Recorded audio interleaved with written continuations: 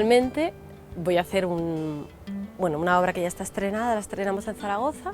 La obra se llama La extinta poética. Ahora vamos a estar en el Teatro Español en la Sala Pequeña, que es, no sé, hay veces que lo pienso y tampoco me lo creo mucho. Y ya está, pero bueno, solo hay una forma, tú le dices eso, solo hay una forma de averiguarlo, sí. Perfecto. Bueno, pues aquí este maravilloso director es Gaizka Urresti, que es el vasco más maño que conocemos, porque los de Bilbao nacen donde quieren, ya le dio por nacer en Zaragoza. Y la verdad es que es una suerte para una tierra como la nuestra que alguien tan talentoso y tan currante como él esté llevando el orgullo aragonés. Bueno, pues yo a Carmen la conocí en un curso en Zaragoza, en un curso de dirección e interpretación de Andrés Lima, y la verdad que fue un placer ahí como taller dirigirla. Siempre que ha habido un personaje de una chica de 30 y tantos, pues he ido contando con ella. En este corto hago un personaje que se llama Teresa, y Teresa es de una ONG. Va a una casa, a un examen con una señora que es doña Luisa Gabas.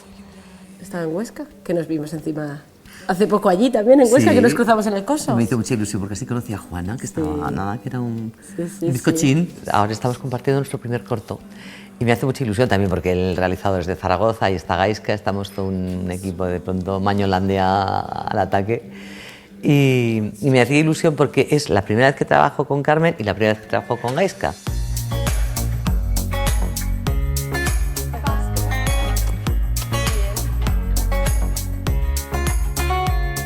Madrid, una de las cosas que tiene también así más especialitas en el mundo actrices, actores, es esto de los showrooms.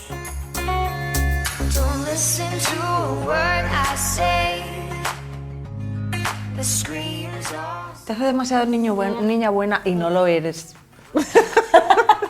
No lo eres.